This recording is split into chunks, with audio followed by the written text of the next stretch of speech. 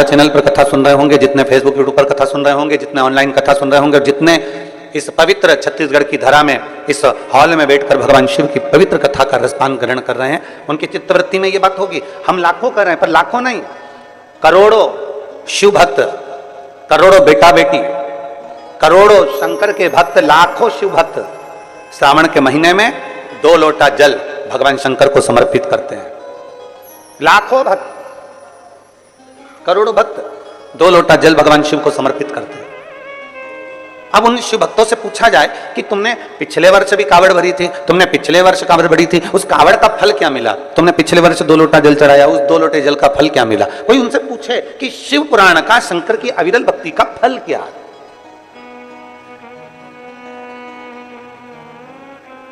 आप इतनी संख्या में बैठे हो, कहीं ना कहीं बाबा ने आप पर कृपा करी है। ये यजमान परिवार जो है, सभी शुक्ला जी, पिल्लई जी और खंडेलवाल जी, आदि कादि के सिन्हा जी, ये सब यजमान परिवार तो बन के बैठे हैं, इनके ऊपर तो प्रभु कृपा हुई है। पर जितने श्रोता भाई बहन यहाँ बैठे हुए हैं, वो भी तो अपनी बुद्धि से जरा विचार करें कि हमारे पूर्वजों ने ऐसा कौन सा पुण्य कर दिया था जो सावन महीने में हम यहाँ आकर बैठ गए, भगवान शंकर की कथा का रसतत्व हमने ग्रहण कर लिया। ऐसा कौन सा पुण्य हमने किया था?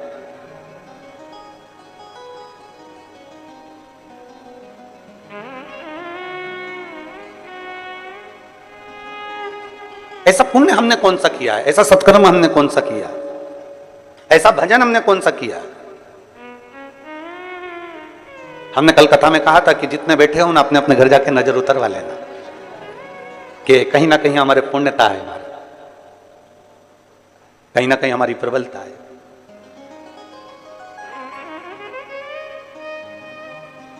और बड़ी, वो कहते हैं, सोने की चेन अगर गले में पड़ी हुई है या सोने का मंगलसूत्र पड़ा हुआ है, तो उसको देखकर चोर तुम्हारे करीब में आता है। और मान लो सोने की चेन है ही नहीं, सोने का मंगलसूत्र है ही नहीं, रुद्राक्ष धारण कर रखा है या तुलसी की माला पहन रखी है, चोर आएगा बाजू में, उसको मालूम है 5 रुपए की तो बाजार में मिल जाती है, 10 रुपए की तो बाजार में मिल जाती है। जब कोई व्यक्ति मरता है तो मरने वाले व्यक्ति के शरीर पे से सारा सोना रात को ही उतार लिया जाता है, संपूर्ण सोना।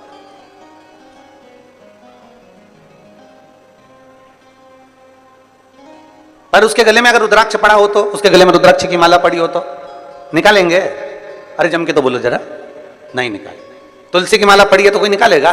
नहीं। क्या कहेंगे? बहू से भी माँ रोते रोते, रहने दे, वो माला उनके गले में रहने दे, वो तुलसी की है, वो रुद्राक्ष की है, पड़े रहने दे, वो तुलसी की माला है, वो रुद्राक्ष की माला, पड़े। क्यों? क्योंकि उसको मालूम है कि ये तुलसी की माला, ये रुद्राक्ष की माला, ये पड़े रहने दे, ये किसी इसके भले कीमत नहीं है। सोना निकाल लो, अंगूठी निकाल लो, चेन निकाल लो, दादी के कानों में अगर बुंदा लगा है तो बुंदा निकाल लो, मुर्की लगी है तो मुर्की निकाल लो, लौंग नथ पहनी है अच्छी बड़ी सारी तो नथ निकाल लो, ये सब कुछ निकाल लिया जाएगा। हाथ की अंगूठी हो, पाँव का हो, हाथ का तगड़ी हो, कमर कस हो, जो कुछ होगा सारा निकाल लिया जाएगा। और वहीं अगर तुलसी की माला है, वहीं अगर रुद्राक्ष की माला है और वो पड़ी हुई है तो कोई नहीं निकालेगा। और ये समझने वाला विषय है कि भले वो ना निकाली जाए, सब कुछ निकाल लिया जाए, और वो अगर तुलसी और रुद्राक्ष की माला हमारे गले में पड़ी हुई है तो ये तुलसी और रुद्राक्ष का मन का हमें ना जाने कितने कितने नरकों से बाहर निकालते हुए परमात्मा की शरणागति प्रदान करा देते, कितने नरकों से निकालता हूं। और मैंने तेरे ही भरोसे बाबा, तेरे ही भरोसे हवा बिच उड़ती जावांगी बाबा, डोर हद तो छठी ना मैं कट्टी जावांगी। भोले मैं तेरी पतंग, शंभू मैं तेरी पतंग, हवा बिच उड़ती जावांगी बाबा, डोर हद तो छठी ना मैं कट्टी जावांगी। एक तुलसी की माला, एक रुद्राक्ष हमारे जीवन को सुख प्रदान कर देता, हमारे जीवन को आनंदता प्रदान कर देता।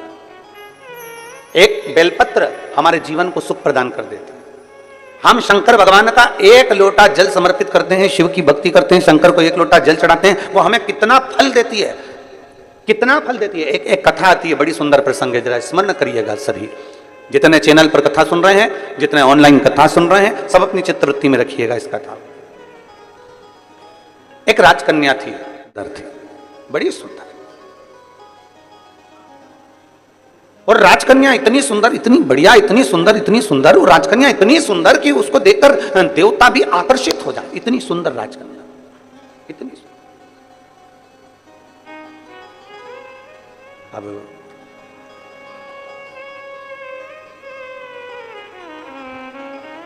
कन्या सुंदर थी, राजा को चिंता लग गई जब कन्या बड़ी हो गई। कन्या बड़ी हुई और चिंता लगी। किसको चिंता नहीं होती? और आज के जमाने में हम तो निवेदन करना चाहेंगे, बेटों की शादी की चिंता करो, बेटियों की शादी की मत करो। क्यों? क्योंकि बेटी इतनी मेहनत कर लेती है, इतनी लगनता से काम कर लेती है कि बेटी के लिए तो ढेरों संबंध आना चालू हो जाते हैं। उसकी लगनता, उसकी मेहनत उसको आगे बढ़ा देती है। और बेटों की चिंता इसलिए करना जरूरी होती है कि पिता अपने बेटे को काम पर लगा देता है, जा दुकान देख ले, जा व्यापार देख ले, जा ये कर ले, जा वो कर ले। करता वो भी है मेहनत, ऐसा नहीं कि मेहनत नहीं करती।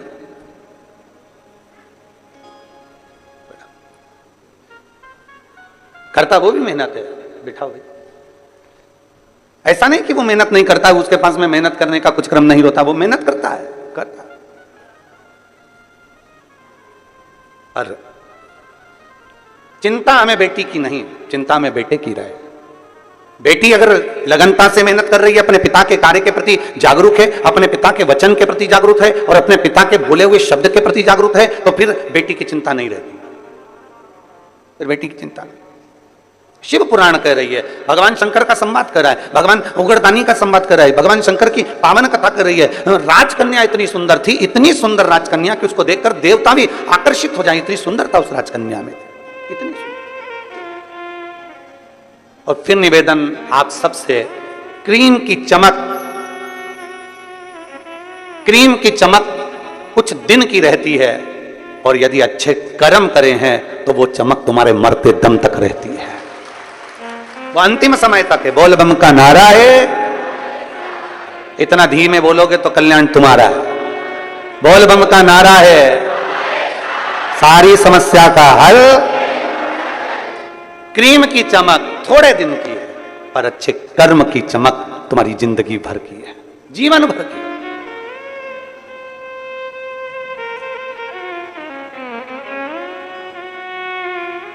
अभी हम कल देख रहे थे कि वो शुक्ला जी हैं आप, है आप, कल हम देख रहे थे भजन में, आपको धर्मपत्नी का तो नहीं कर रहे, पर आपको हम कह रहे हैं।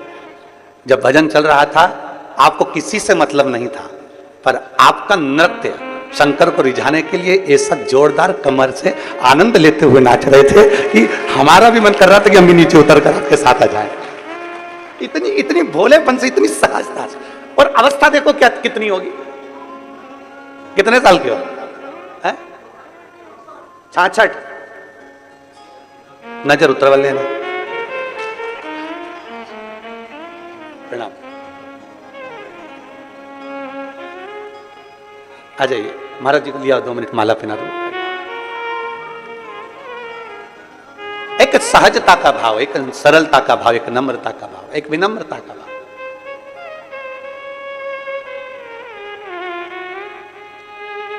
और जब अपने भीतर की सरलता होती है ना, अपने भीतर का जब भोलापन होता है, अपने भीतर की जब सहजता होती है ना, तो शिव पुराण कहती है शंकर भगवान को जितना जल प्रिय नहीं, जितना दूध प्रिय नहीं, जितना पंचामृत प्रिय नहीं, जितना सामग्री बेलपत्र प्रिय नहीं, जितनी कोई वस्तु प्रिय नहीं, शिव जी कहते हैं मुझे सबसे ज्यादा व्यक्ति का भोलापन प्रिय है। शंकर को सहजता प्रिय।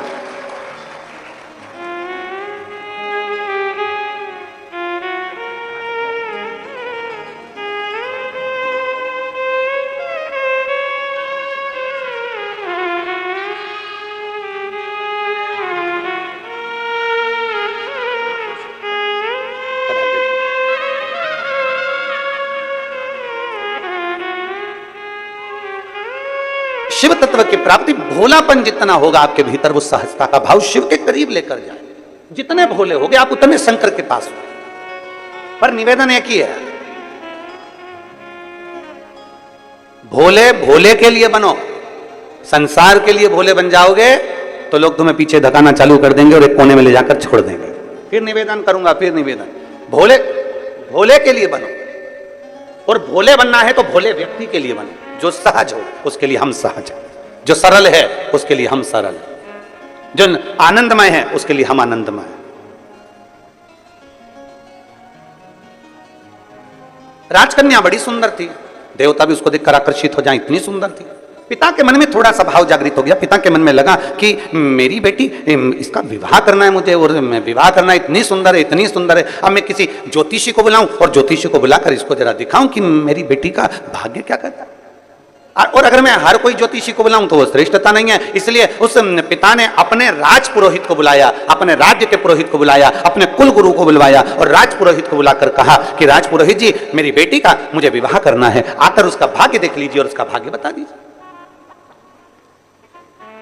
और बेटी, राजकन्या का एक नियम सबसे प्रबल था, सबसे प्रबल नियम था राजकन्या का कि वो शंकर के मंदिर के पुष्प को उठाकर उन्हीं पुष्प की माला बनाकर, उन्हीं पुष्प का श्रृंगार बनाकर शंकर को पिना देती थी, शिवलिंग का श्रृंगार कर देती उसी पुष्प से।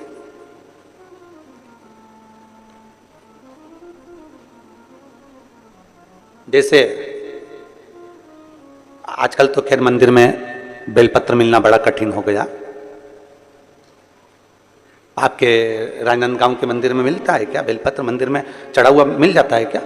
आजकल तो बड़ा कठिन हो गया, लोग चढ़ाते हैं और उठा के ले जाते हैं, बहुत मुश्किल हो गया। यदि भूलवश भी अगर कोई व्यक्ति मंदिर में बेलपत्र चढ़ा हुआ है और बेलपत्र उसने एकत्रित कर लिया मंदिर के अंदर ही, और मंदिर में बेलपत्र एकत्रित कर कर धागा लिया और उस कच्चे धागे में, उस कच्चे धागे के अंदर अगर उस बेलपत्र की डंडी को पीछे से उसने एक एक साधारण सी गांठ लगाकर उस बेलपत्र की माला को सिद्ध कर लिया, हल्की सी कच्चे सूत की गांठ लगाते लगाते मंदिर की चढ़ी हुई बेलपत्र को, शंकर पर चढ़ी हुई बेलपत्र को, शंकर की चढ़ी हुई बेलपत्र को ही गांठ लगाकर जब माला सिद्ध कर ली और सिद्ध कर कर अगर वही माला भगवान शंकर को अर्पित कर देती है तो कहते हैं कि हमारा फिर पुनर्जन्म होता ही नहीं है, इस संसार सागर से हमारी मुक्ति हो ही जाती है, पुनर्जन्म से हम छूट जाते हैं। जैसे जगत गुरु शंकराचार्य जी कहते हैं पुनरपि जननम पुनरपि मरणम, उस प्रपंच से छुटकारा। अब कई लोग ऐसे होते हैं कि वो पत्ती में छेद कर देते हैं, नहीं, शिव महापुराण की कथा कहती है चाहे बेलपत्र हो चाहे तुलसी पत्र हो, चाहे बेलपत्र हो चाहे तुलसी पत्र हो, इन दोनों पत्ती के अंदर सुई को नहीं पिरोना चाहिए। बेलपत्र के अंदर भी सुई को नहीं डाला जाता और तुलसी पत्र के अंदर भी सुई को नहीं डाला जाता, दोनों पत्र में। हाँ, कच्चे धागे से आप उसमें डंडी में गांठ लगाकर भगवान शंकर को माला धारण कर सकते हो, पर कौन सी बेलपत्र? फिर से बोलो जरा जम के, कौन सी बेलपत्र? जम के आवाज आना चाहिए। जो शंकर भगवान पर चढ़ी हुई है वही बेल। धोया, माला सिद्ध करी और वही माला मेरे देवाधिदेव महादेव को समर्पित कर दी, वही माला। नमामि शमीशा निर्वाण रूपम विभुम व्यापकं ब्रह्मवेद स्वरूपम। नमामि शमीशा निर्वाण रूपम विभुम व्यापकं ब्रह्मवेद स्वरूपम। नमः शिवाय, ओम नमः शिवाय, नमः शिवाय, ओम नमः शिवाय। नमामि शमीशा निर्वाण रूपम विभुम व्यापकं ब्रह्मवेद स्वरूपम। नमामि शमीशा निर्वाण रूपम विभुम व्यापकं ब्रह्मवेद। शिव को चढ़ा हुआ पुष्प शंकर को वापिस समर्पित, शंकर का बेलपत्र शंकर को वापिस समर्पित, तेरा तुझको अर्पण, क्या लागे मेरा, मेरा है क्या?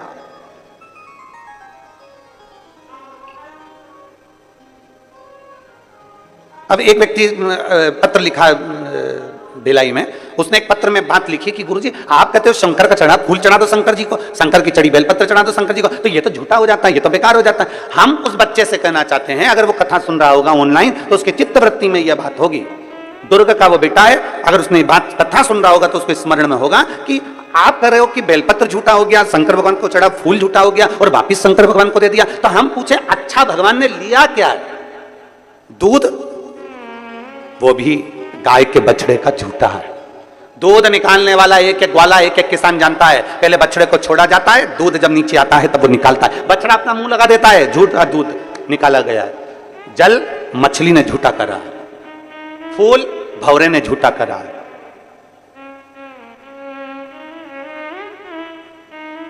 और जब मेरा भोलेनाथ झूठा जल स्वीकार कर सकता है, झूठा फूल स्वीकार कर सकता है, झूठा दूध स्वीकार कर सकता है, तो अपन कौन से सत्यवान है? अपन भी तो झूठे हैं।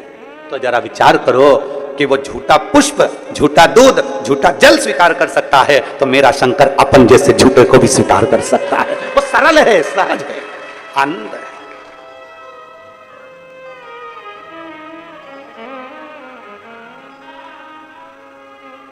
जो बहुत भगवान के सामने जब भी जाओ ना, पूरा पूरा अपना अभिमान, पूरा अहंकार, पूरी अभिमत्ता सब बाहर छोड़ दो, सब कुछ बाहर। अपनी अभिमत्ता अपन को लेकर परमात्मा के पास जाना ही नहीं है। निर्मल होकर जाइए, एकदम सहज होकर जाइए। आप ऑफिसर अपनी जगह पर, आप मिनिस्टर अपनी जगह पर, आप आपका पद, आपका धन, आपकी दौलत अपनी जगह पर शिव के सामने सब शून्य है, शंकर के सामने सब शून्य है।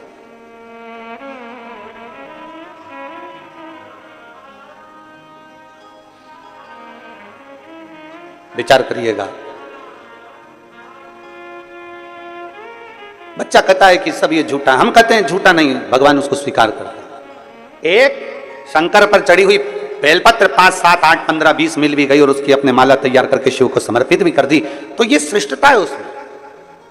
राजकन्या इतनी सुंदर थी, उसका एक काम था, बाल्यावस्था से 4 वर्ष की जब राजकन्या थी तब उसने अपने कहीं सखी के, कहीं सहेली से सीख लिया था कि मंदिर में पुष्प पड़ा है, उससे श्रृंगार कर दिया, रंगोली बना दी, वही फूल से भगवान की जलाधारी का श्रृंगार कर दिया, वही पुष्प से शिव का श्रृंगार कर दिया। राजकन्या धीरे धीरे धीरे धीरे बड़ी होती चली गई, कन्या बड़ी हो गई, कन्या बड़ी हो गई, मंदिर में जाती, श्रृंगार करती, भगवान का सेवा करती। पिता को चिंता लग गई कि मैं अपनी कन्या का विवाह किससे करूं,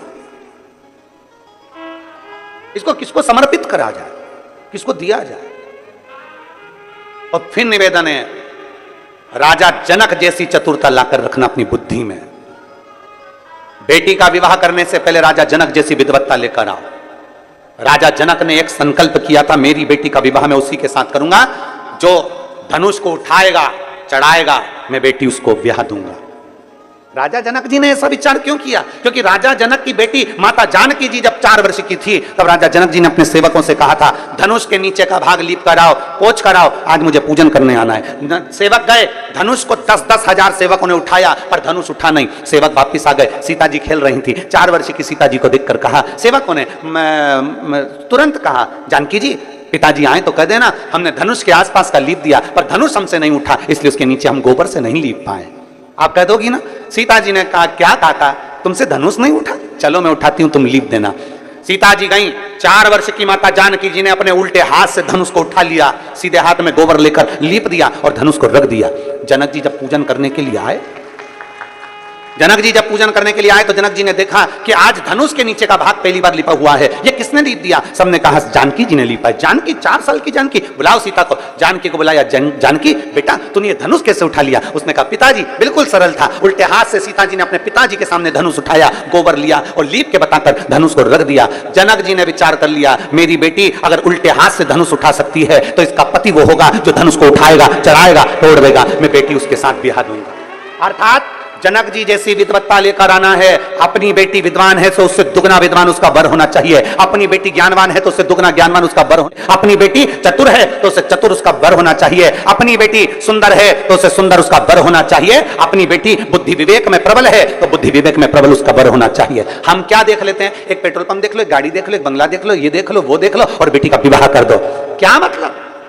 अगर तुम्हारी बेटी में विद्वत्ता है और भगवान ने उसको अगर लायक बनाया है तो 4 पेट्रोल पंप खड़े करने की जवाबदारी भी तुम्हारी बेटी रखती है, उसका दम रखती है। आप इतना सहज में कोई मिलेगा कि नहीं मिलेगा, अच्छा पेट्रोल पंप दिख रहा है,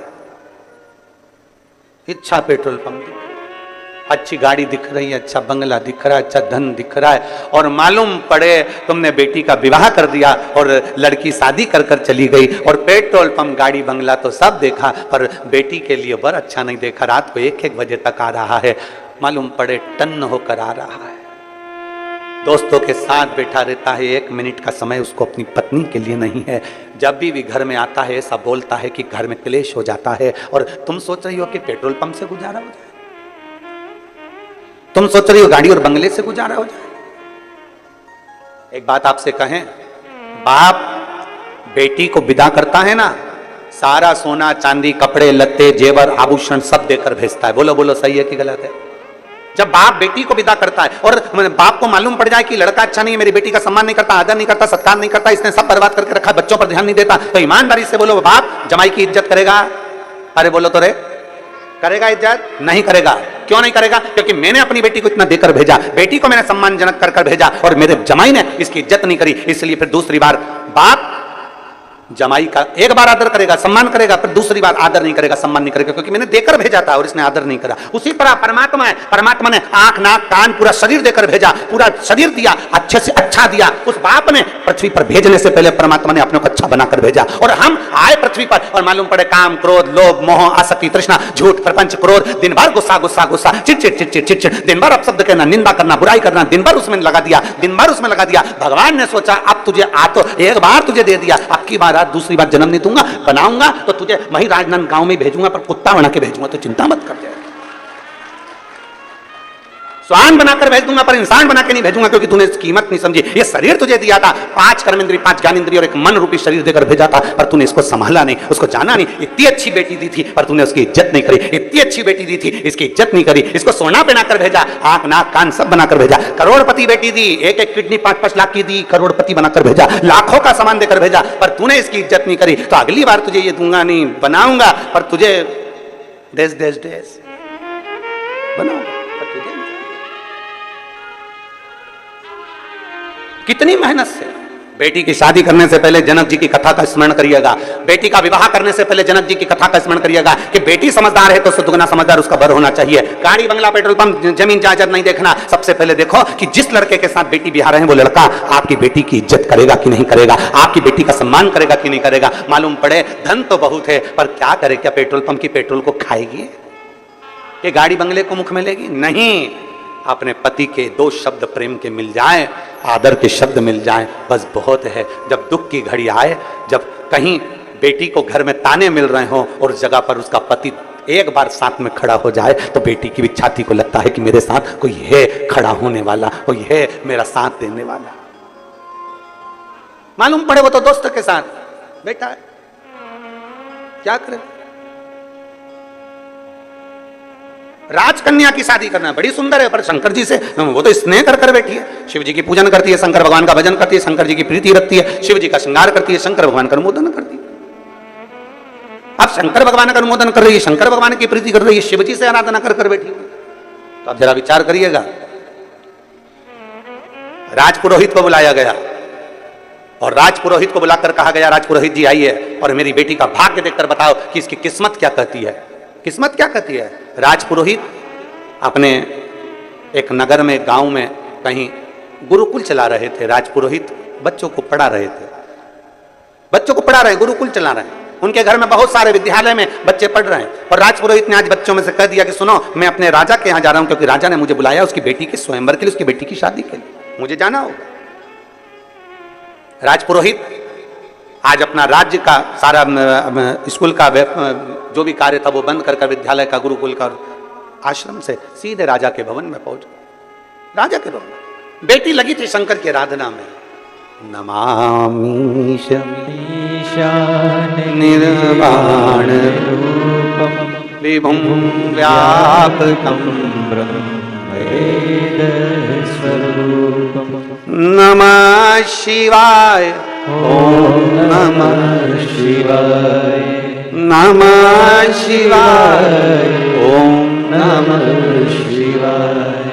नमामि शमीशान निर्वाण रूपम विभुं व्यापकं ब्रह्मेद स्वरूपम् नमः शिवाय। ओम नमः शिवाय। नमः शिवाय। ओम नमः शिवाय। लगी बेटी भगवान शंकर की आराधना, श्रृंगार बना रही है, शिव के मंदिर को सजा रही है, शंकर के शिवलिंग को सजा रही है, भगवान शंकर का श्रृंगार कर रही है, शिव का श्रृंगार। शिवलिंग पर शंकर भगवान के शिवलिंग में 3 जगह ऐसी है जहां पर पुष्प या इत्र या बेलपत्र या सुगंधित पदार्थ भगवान शंकर को समर्पित करा जाता है तो रोग से निवारण होता जाता है। 3 स्थान समझेंगे। ये शिवलिंग जलाधारी अशोक सुंदरी का स्थान मध्य में, इधर गणेश का स्थान, इधर षडानंद कार्तिकेय का स्थान। 3 स्थान हैं जहां पर बन सके। अगर आपको लगता है कि मैं जांच कराने के लिए डॉक्टर के पास जा रही हूं और डॉक्टर ने बोला है कि कोई बड़ी बीमारी तुमको लगती है तो जांच कराने जाओ, डॉक्टर बोले जांच कराओ, जितनी रिपोर्ट आना चाहती है आए, पर उससे पहले अगर 3 जगह पर इत्र समर्पित कर दिया जाए, इत्र हो या सुगंधित कोई पुष्प हो, इत्र या सुगंधित पुष्प, 3 स्थान पर अगर इत्र समर्पित किया जाए तो वो स्थान और इत्र समर्पित कर आप जाओ फिर जांच कराओ, मना नहीं, पर वो 3 स्थान बताएगा। पहला स्थान अशोक सुंदरी और भगवान शंकर का जो शिवलिंग रखा है उसके बीच में जो अशोक सुंदरी और शंकर भगवान के शिवलिंग के बीच में एक जगह खाली पड़ी रहती है। अशोक सुंदरी का स्थान पूर्ण होगा, शिवलिंग होगा, उसके बीच में एक स्थान खाली होता है। उस स्थान पर अगर जिस समय पर भगवान शंकर के जिस अशोक सुंदरी और शिवलिंग के बीच में जो स्थान है वहां पर अगर इत्र लगाया जाए, दूसरे नंबर पर शिवलिंग के ऊपर से लेकर नीचे के मध्य भाग में, जहां मध्य भाग है ये शिवलिंग, ये नीचे का भाग और मध्य भाग में अगर इत्र लगाया जाए, और तीसरा भगवान शंकर का जो जल नीचे की ओर गिरता है, जहां जो पट्टी रहती है पानी नीचे आने की, उस पट्टी पर अगर इत्र लगाया जाए, ये 3 स्थान इत्र लगाने के होते हैं। अगर वहां लगाया जाए तो कैसा भी रोग हो आपकी जांच अच्छी ही आएगी, बेकार नहीं आ सकती। आप कितने ही करा लें उसको। एक शंकर भगवान के शिवलिंग का 3 जगह पर इत्र या 3 जगह पर सुगंधित पुष्प लगाया जाए। अब जब आप लोग अभिषेक करने बैठते हैं या पूजन करने बैठते हैं या शंकर जी के मंदिर जाते होंगे, कौन कौन जाता है शिवालय? सभी लोग जाते हो? बोलो हर हर महादेव। शिवालय जाते हो तो शिवालय में जाकर जब आप इत्र चढ़ाते हो भगवान पर, यहाँ इत्र लगाया आपने, फिर यहाँ पर भी लगा देते हो, यहाँ पर भी लगा देते हो, यहाँ पर भी लगा देते हो, सब दूर इत्र लगा देते हो। जो समझदार होता है ना वो सभी दूर इत्र लगा देता है। और कई कई ऐसे रहते हैं जरा सा इत्र लिया और रुई में लेके एक जगह पर रख दिया, फूल में लेके एक जगह पर रख दिया, पर पूर्ण जगह पर इत्र लगा दो, बाबा के पूर्ण स्वरूप पर इत्र लगा दो। आपको नहीं मालूम अनायास, आपको नहीं मालूम कि 3 जगह कौन सी है, तो आप पूर्ण स्वरूप पर इत्र लगा दीजिए, पूर्ण स्वरूप है। वेद मंत्र में त्र्यंबकेश्वर का बाबा का मंत्र,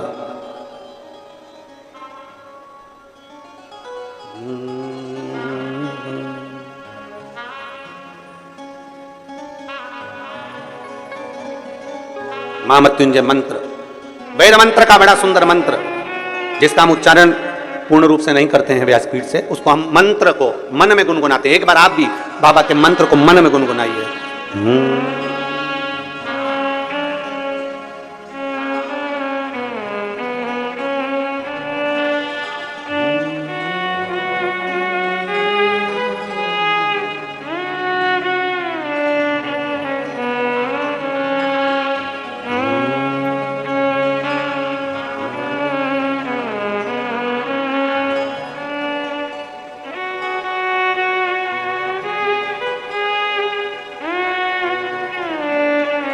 भगवान शिव का त्र्यंबक मंत्र का स्मरण करें, और नहीं कर सकते तो पंचाक्षर करें नमः शिवाय, नहीं कर सकते षडाक्षर करें ओम नमः शिवाय, नहीं कर सकते तो श्री शिवाय नमस्तुभ्यम का स्मरण करें। आपको नहीं ज्ञात 3 जगह का वर्णन,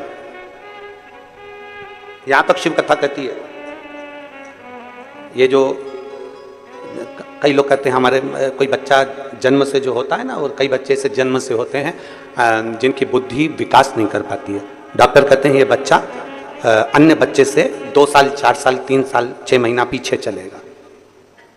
अब माँ सोचती है मेरा बेटा 2 साल 4 साल 6 साल पीछे अन्य बच्चों से। हाँ, तब उस जगह पर शंकर भगवान के शिवलिंग, अशोक सुंदरी की जगह और मध्य का जो खाली स्थान है, मध्य का जो स्थान बचा हुआ है, वो स्थान कई बार लोग कहते हैं गुरुजी ये पार्वती जी है, ये शिवलिंग है, ऊपर जो जलाधारी में से जल बह रहा है, शंकर जी की 5 लड़कियां हैं, जया, विषहरा, शामली बारी, दौतली देव, ये अशोक सुंदरी, ये गणेश, कार्तिकेय का स्थान। जो बीच में अशोक सुंदरी और शिवलिंग के बीच में जगह है, वो स्थान किसका है? शिव पुराण में इसका लिंग पुराण के अंतर वर्णन आता है कि वो स्थान भगवान शंकर की जो जितनी सती, उमा, कात्यायनी, कुष्मांडा, स्कंदा, जितनी महागौरी, जितनी माताएं पूर्व में रही हैं, इन माताओं का स्थान शंकर ने यहां रखा है। और वो स्थान ऐसी जगह है, अगर कोई बच्चा कितना भी पीछे है, डॉक्टर कह दिया इसको कि ये अन्य बच्चों से 2 साल पीछे, अन्य बच्चों से 4 साल, इसका विवेक काम नहीं कर रहा। एक छोटी सी बेलपत्र, एक छोटी सी बेलपत्र, छोटी सी बेलपत्र लीजिए, छोटी सी, और उस छोटी सी बेलपत्र को, छोटी सी बेलपत्र को उस स्थान पर अशोक सुंदरी की ओर डंडी कर उस स्थान पर छोटी सी बेलपत्र को रखिए और 3 बार उसी स्थान पर जल समर्पित कर वही बेलपत्र बेटे को लाकर बच्चे को, वो खाए ना तो पीस कर कैसे भी उस बच्चे को धीरे धीरे देना चालू करिए। आप खुद अंतर देखेंगे कि 3 महीने 4 महीने में उसका विभाग, उसके विवेक में, उसकी बुद्धि में अंतर आया कि नहीं। वो स्थान की मूलता, वो स्थान की। और शंभु शरणे पड़ी मांगू घड़ी रे, दुख काटो दया करी दर्शन आपो। शंभु शरणे पड़ी मांगू घड़ी रे, दुख काटो दया करी दर्शन आपो। वो राजकुमारी का नियम, भगवान शंकर की आराधना, भगवान शिव की भक्ति करना, भगवान शंकर की आराधना करना, भगवान शिव की भक्ति करना। राजपुरोहित आ गए, राजपुरोहित आए, राजभवन में प्रवेश किया। राजपुरोहित ने राजभवन में प्रवेश किया तो राजा ने उनका आदर करा, सम्मान करा, सत्कार करा, क्योंकि राजपुरोहित है, प्रणाम करना जरूरी है। कोई विद्वत जन आए, कोई संत साधु आए, कोई गुरु जन आए, कोई महात्मा आए, कोई संत आए, ये आपके और हमारे भी मन में होना चाहिए कि हम उसको नमन करें, प्रणाम करें, उसका सत्कार करें, प्रणाम करें। और केवल इनसे ही मतलब नहीं, घर का बुजुर्ग भी आए, घर का बड़ा भी आए, माता पिता भी आए, कोई बुजुर्ग आ गया तो उसका भी आदर, उसका आदर सत्कार।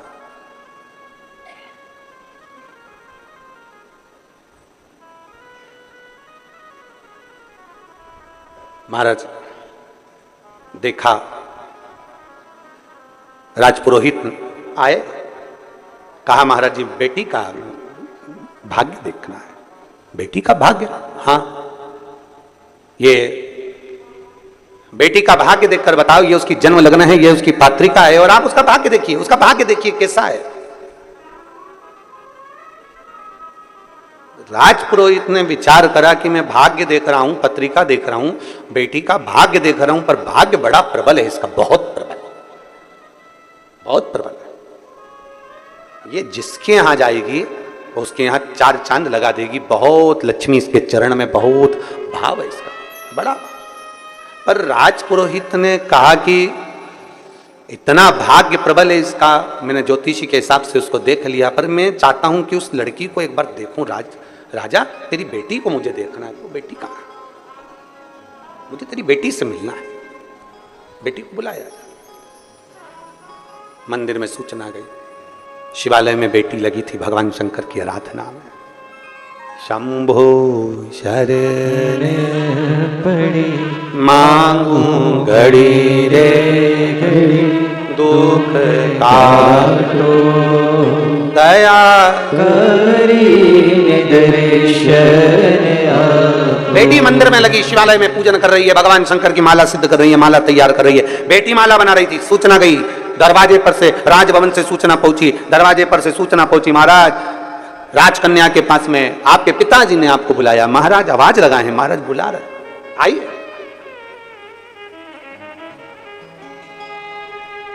बेटी ने आवाज लगाकर कहा, पिताजी से कह दो जब तक माला सिद्ध नहीं हो जाती तब तक मैं नहीं आती, जब तक माला सिद्ध नहीं होती तब तक मैं नहीं आती, माला सिद्ध हो तो फिर मैं आऊंगी।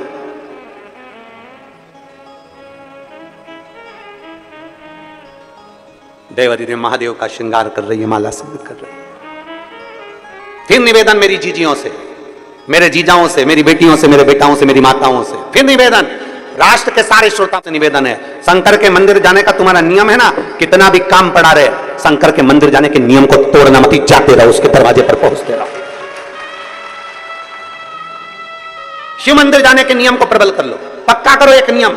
जब तुम्हारा नियम पक्का हो जाएगा तो अपने आप सब कार्य हो जाएगा।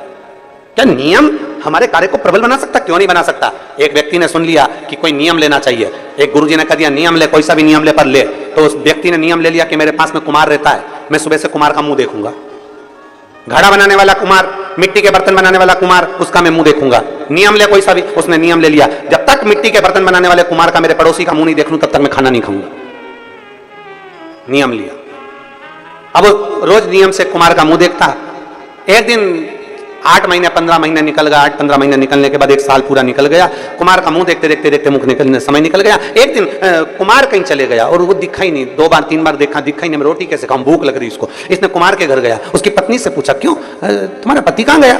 तो कहे वो मिट्टी लेने गए हैं बर्तन बनाने के लिए। कहाँ गए? वो दूसरे गांव में। वो ढूंढता ढूंढता उस गांव में चले गया। आज कुमार का भाग्य ऐसा था कि वो मिट्टी खोद रहा था, उसमें उसको सोने का हंडा निकल गया था और ये पहुंच गया। इतने में जैसे ही पहुंचा, इसने सोने का अंडा नहीं देखा, इसने तो बस कुमार को देखा और कुमार को देखते ही बोला देख लिया, देख लिया, देख लिया। कुमार को लगा सोने का अंडा मिला, इसने अंडे को देख लिया। कुमार अंडा लेके उसके पीछे पीछे भागा। भैया भैया तेरे से निवेदन है, किसी से मत कहना। क्या नहीं कहना, बस जो मिला है अपन दोनों आधा आधा बांट लेंगे पर किसी से मत कहना।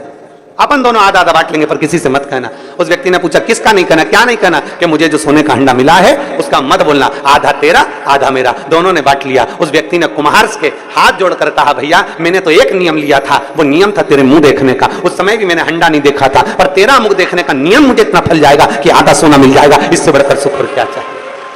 एक नियम प्रबल कर लो, बड़ा बड़ा प्रबल नियम। रोज मंदिर जाऊंगी, झाड़ू लगाऊंगी, पोछा लगाऊंगी, मंदिर में बाबा का श्रृंगार करूंगी, बाबा को चंदन लगाऊंगी, बाबा को इत्र लगाऊंगी। कुछ नियम अपनी जिंदगी में धारण करें। हम तो यहां तक कहते हैं आप कोई दूसरा नियम नहीं ले सकते तो एक नियम ऐसा ले लो, अपने दुकान जाते हो ना, अपनी सर्विस पर जाते हो ना, अपनी नौकरी पर जाते हो ना, अपनी ड्यूटी पर जाते हो ना, तो एक नियम ले लो। अभी कोई से भी रास्ते से जाते थे पर एक नियम बना लो, शंकर जी का मंदिर जिस रोड पर पड़ता है घर से निकलकर सबसे पहले उसी मंदिर के सामने से निकल कर जाऊंगा। आप मत जाओ मंदिर के अंदर। कौन बोल रहा है? कौन बोल रहा है मंदिर के अंदर जाओ? मंदिर के बाहर से चले जाओ। प्रणाम भी नहीं करना, मत करो। तुम तो अपनी गाड़ी चढ़ाओ, भुड़ भुड़ भुड़ भुड़ से निकल जाओ। कौन कह रहा है? पर नियम तो बनाओ कि मैं आज से नियम लेता हूं, मैं अपनी ड्यूटी पर जाऊंगा, अपनी नौकरी पर जाऊंगा, अपनी दुकान पर जाऊंगा। शंकर जी के मंदिर अभी तक दूसरे रास्ते से जाता था, मेरे नजदीक में जो शंकर का मंदिर उसके सामने से जाऊंगा। मत प्रणाम करो, मत देखो शिखर को, मत प्रणाम करो, मत चल चढ़ाओ, उसके सामने से तो निकल जाओ। उसके सामने से तो निकलो। आइसक्रीम वाला देखा है? आते राजनांदगांव में आइसक्रीम बेचने वाले वो बजाते हैं, वो डमरू उसके पास रहता है, लंबा डंडा वाला, बजाते हैं। कोई जरूरी है? उसका काम है डमरू बजाना और चिल्लाता आइसक्रीम आइसक्रीम। और अंदर जो बच्चे होते हैं ना, दादी दादी दादी, एक दिन धर के, सर्दी हो रही ना, चुप, खांसी हो रही ना, नहीं अभी मौसम अच्छा नहीं है, तू नहीं खाएगा, नहीं पिएगा। अब पर आइसक्रीम वाले का नियम है, तुम खाओ चाहे मत खाओ, आओ चाहे मत आओ, आइसक्रीम ले चाहे मत लो, पर उसका नियम है डमरू बजा का आइसक्रीम। और अंदर जो बच्चे उनके हृदय में उत्पात हो रहा है। मेरे को दादी, वो रोज आता है, रोज आवाज लगाता है। दादी ने उसको समझा भी दिया आइसक्रीम वाले को, ए भैया मेरे दरवाजे पर आके डमरू क्यों बजाता है? आइसक्रीम वाला बोला रोड तुम्हारी है क्या? आवाज मेरी, रोड मेरी, मेरी मर्जी, मैं कुछ भी करूं। आइसक्रीम वाला आवाज लगा रहा है। अंदर बैठे बच्चे, एक दिन मां संभालेगी, 2 दिन संभालेगी, 3 दिन संभालेगी, 4 दिन संभालेगी, 5 दिन संभालेगी। दादी गई भजन में और बच्चे गए ताई जी के पास। बड़ी मम्मी ताई जी क्या हुआ? आइसक्रीम वाला आया है, mummy please please, mummy please, सर्दी हो रही ना। दादी ने मना करता, नहीं तू प्लीज प्लीज, और पकड़ कर और आइसक्रीम फिर बड़ी माँ ने दिलाई दी, चाची ने दिलाई दी, उसको खाने को मिल गई। 1 महीना 15 दिन 20 दिन तुम रोकते रहे, पर एक दिन तो मौका लग गया और बच्चा बाहर आया और आइसक्रीम खा लिया। उसी तरह तुम भी जाते रहो, जाते रहो, मत देखो, मत दर्शन करो, तुम तो जाओ। एक दिन तो मेरा भोलेनाथ भी सोचेगा ऐसा कहां का आया है रे, मेरी साइड ही नहीं देखता, अब तुझे दिखा के रहूंगा, तो रुक। और एक दिन मेरा भोलेनाथ मंदिर से बाहर निकलकर जोर की धारा कर बुलाएगा, तेरा कल्याण। नियम तो बनाओ, तुम नियम ही नहीं बनाओ और सोचो भगवान मिल जाए। नियम बनाना पड़ेगा, उसके दरवाजे के सामने से निकलना।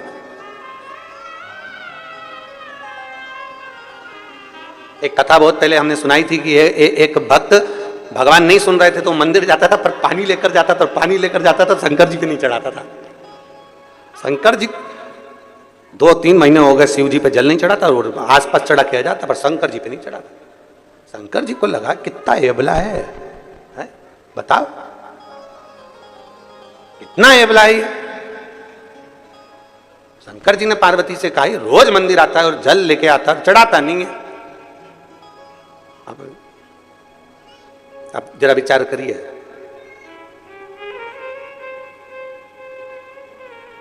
तुम चाहते हो वो जल चढ़ाए, जब लेकर आया है तो चढ़ा, पर नहीं चढ़ा, वो भी अबला था, नहीं चढ़ा रहा।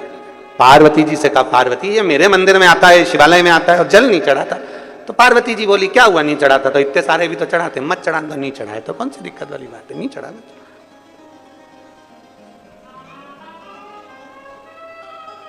2-3 महीने निकले, अब शंकर जी से दिया नहीं गया।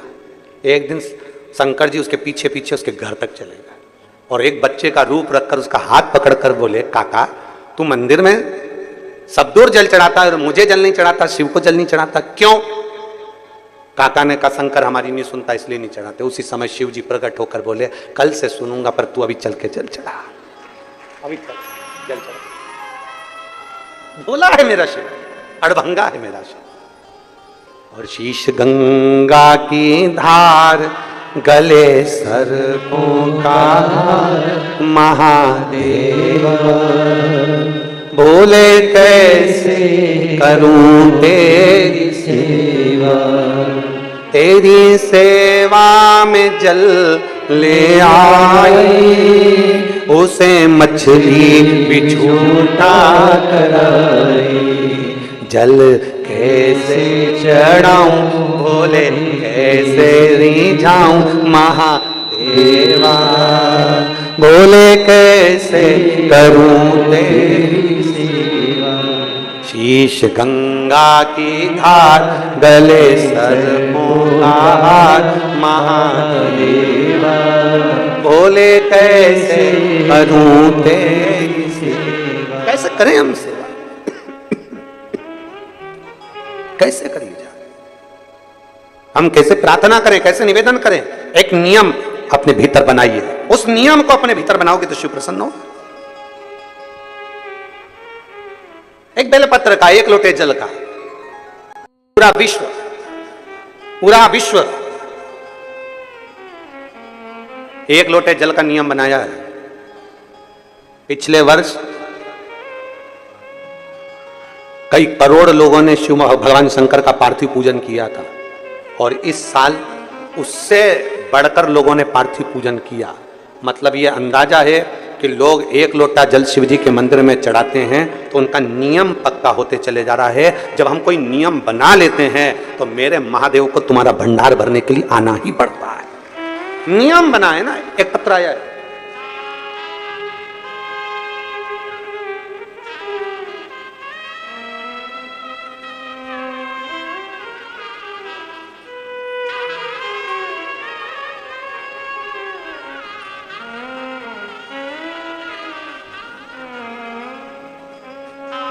रानी शर्मा, राजनंदगांव।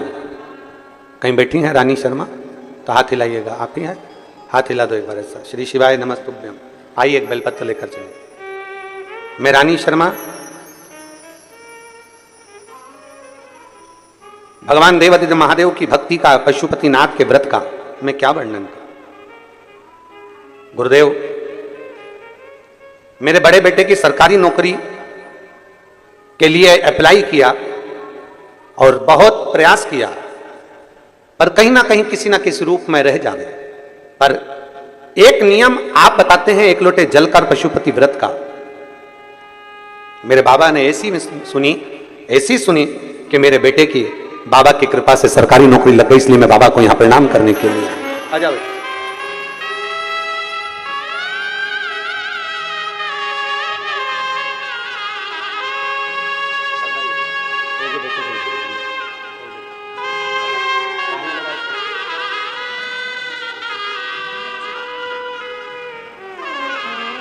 बेटा बाबा की कृपा से शिक्षक बन गया, उसके लिए जोरदार ताली बजाएं।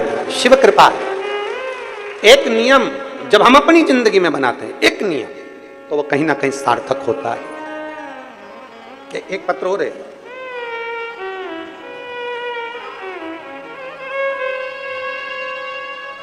मेरा नाम तुलसी नेभानी है, मैं रायपुर से आई हूं। तुलसी जी कहीं बैठी हैं? आप ये श्री शिवाय नमस्तुभ्यं, एक बार हाथ हिला दो ऐसा। आ जाओ, एक बेलपत्र ले जाना। जाओ। मैं तुलसी नेभानी रायपुर से आई हूं। मैं बाबा का क्या गुणगान करूं गुरुदेव, मेरे पास शब्द नहीं है। हम नहीं जानते थे कि एक लोटा जल भी क्या शिव सब कुछ दे सकता है? क्या एक लोटे जल से मेरा देवादिदेव महादेव भंडार भर सकता है? देव बाबा की कृपा से शिव जी को पहली बार कथा सुनकर हमने एक लोटा जल चढ़ाना प्रारंभ करा। केवल एक ही नियम लिया हमने, हमारे पास कोई दूसरा नियम नहीं है। शंकर के मंदिर जाना, जल चढ़ाना और टीवी के सामने बैठकर आपकी शिव महापुराण की कथा को सुनना। ऐसी कोई कथा नहीं जो आपकी नहीं सुनी हो। टीवी के सामने आसन लगा के बैठती हूँ और कथा सुनती हूँ। बाबा से बस एक प्रार्थना करती थी, बाबा मेरी पूरी जिंदगी किराए के मकान में निकल गई, मेरा पूरा जीवन, मेरी अवस्था पूरी किराए के मकान में निकल गई, क्या मैं मेरी पूरी अंतिम अवस्था तक भी क्या किराए के मकान में रहूंगी? मेरे भोलेनाथ ऐसी कृपा कर दे कि मेरा खुद का मकान बन जाए। बाबा से बस यही प्रार्थना करती थी और बाबा ने ऐसी करुणा कर दी गुरुदेव कि ऐसा काम धंधा चलाया कि बाबा की कृपा से आज मेरा 2 मंजिल का मकान मेरे बाबा ने मुझे बना कर दिया। मैं बाबा को धन्यवाद देता हूं। शिव तत्व की प्राप्ति, एक नियम हमारे भीतर हम बनाएं, जिस नियम को हम बनाएंगे वो नियम हमारा पूर्ण होता ही है। जिस नियम को हम बनाएं,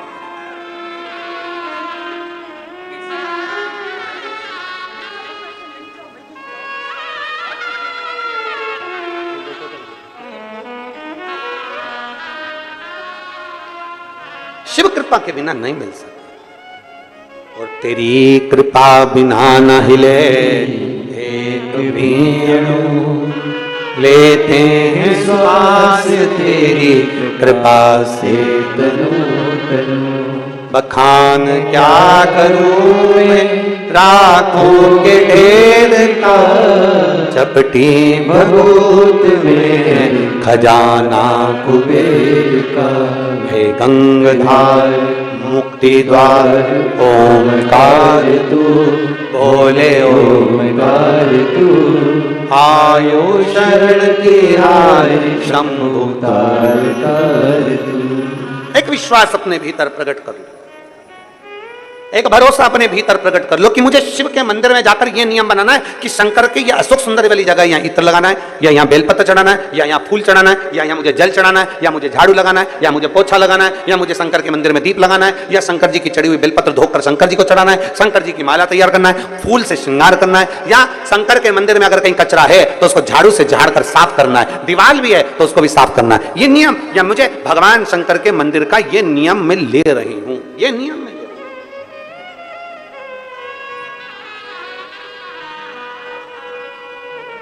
बेटी ने आवाज लगाया, पिताजी से कह दो मैं माला सिद्ध कर कर आती हूं। राजकुमारी ने आवाज लगा दी, कह दो पिताजी से मैं माला सिद्ध कर कर आती हूं। एक नियम पक्का होना चाहिए, मतलब मंदिर जाना है, जाना है। घर में 50 काम है, मैं आती, अब भी आई, 2 मिनट के अंदर गई, जल चढ़ाया। मत रुको मंदिर में, कौन कहता है मंदिर में रुको? मंदिर में रुकने का बोलता कौन है? हम तो कभी नहीं कहते कि मंदिर में बहुत घंटों तक बैठो, काहे को बैठो? राम जी के मंदिर में बैठने की जगह होती है, देवी जी के मंदिर में बैठने की जगह होती है, नारायण के मंदिर में बैठने की जगह होती है, सारे मंदिरों में बैठने की जगह होती है, पर शंकर जी के मंदिर में बैठने की जगह नहीं होती। जो आता है पानी ढोल कर जाता है, इतना पानी ढोल जाता है कि साड़ी में ऊंची कर जल चढ़ाना पड़ता है। तो भगवान शंकर कहते हैं मेरे मंदिर में आके बैठो मत, फालतू बर्बाद टाइम क्यों करते? चलो अपने घर जाओ, जल चढ़ा जा, काय को फालतू का समय बर्बाद कर रहे हो? चलो निकलो यहां से, बाहर जाओ, चलो।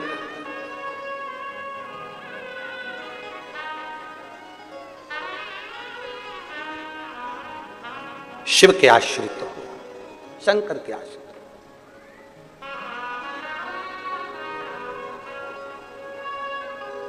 और भगवान देवादिदेव महादेव का चरित्र कहता है, भगवान शंकर का पावन चरित्र कह रहा है, भगवान शिव का पावन चरित्र भगवान शंकर का अनुमोदन करा शिव महापुराण की कथा वर्णन कर रही है। राजकन्या ने कह दिया कि पिता से कह दो कि मैं आती हूं, अभी मेरी माला पूर्ण तरह से तैयार हो जाए, शिव का श्रृंगार कर दूं, तब मैं पहुंच जाऊं। शिव की सेवा छोड़ना नहीं चाहिए। बन सके तो अच्छे से करो। किसी के कहने पर हमने भगवान शंकर की सेवा को छोड़ दिया, किसी के बोलने पर हम भगवान शंकर से दूर हो गए, यह श्रेष्ठता नहीं है।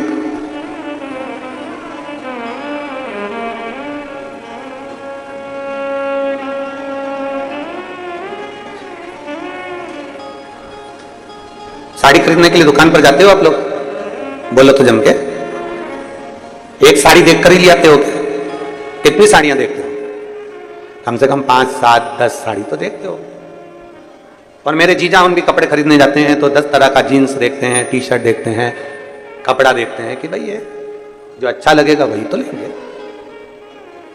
बच्चों के लिए कपड़े खरीदने जाते हैं तो 10 तरह का कपड़ा देखते हैं, जो अच्छा लगता है वही तो लेते हैं। अब जरा विचार करिएगा, 10 तरह की साड़ी देखी तब एक साड़ी पसंद आई। बोलो बोलो जम के बोलो जरा, ठीक है। 10 सेल्फी ली, उस सेल्फी में से कोई एक सेल्फी अच्छी आई तो फेसबुक पे डाली। अरे बोलो तो जम के। अपन को कपड़े वाली बात को छोड़, अपन तो सेल्फी पे आ जाओ। जो आज के दौर में चल रहा है वो अपन उस भाषा से उसको समझे।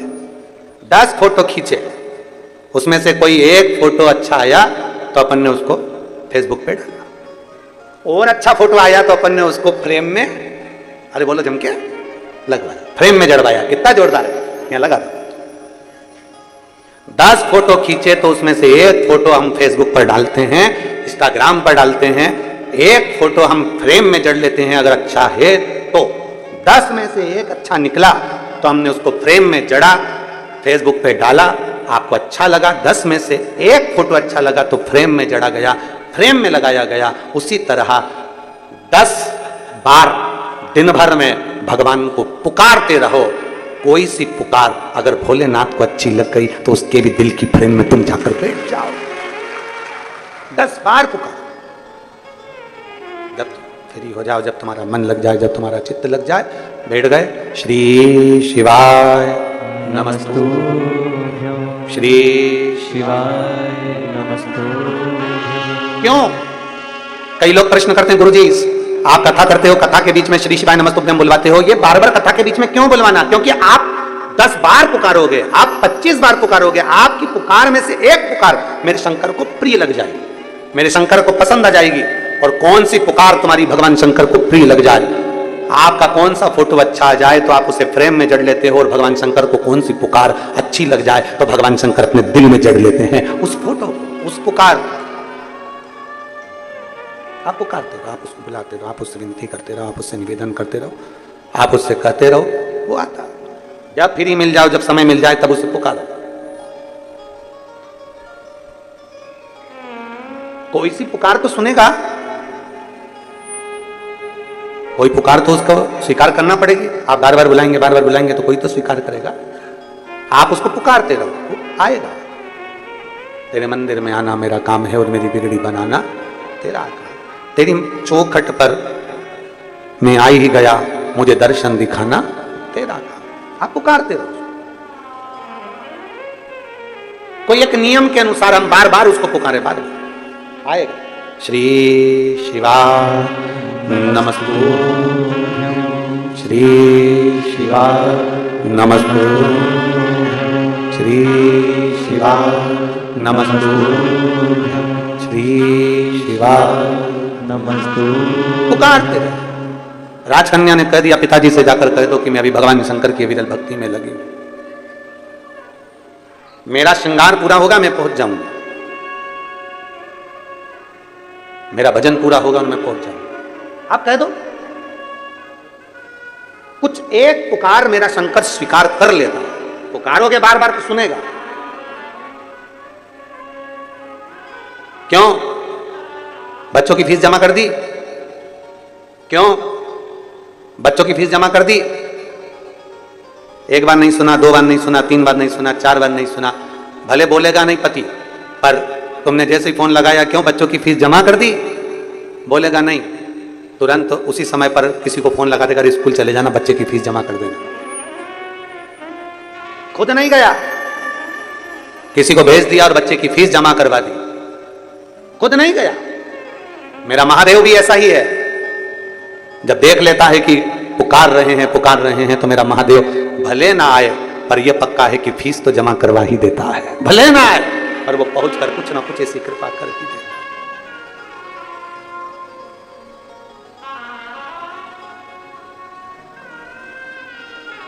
और मैंने तेरे ही भरोसे बाबा, तेरे ही भरोसे हवा में उड़ती जवानी बाबा, डोर छड़ी ना मैं कटी जाऊंगी, भोले मैं तेरी शंभू मैं तेरी।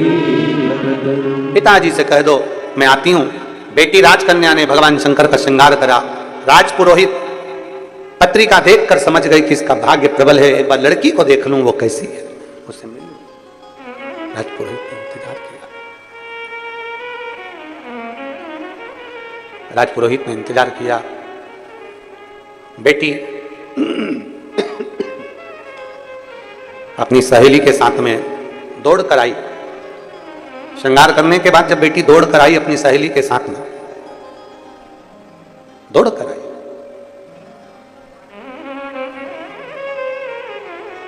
पिताजी को हाथ जोड़कर नमन किया, दोनों हाथ उठाकर हर हर महादेव किया।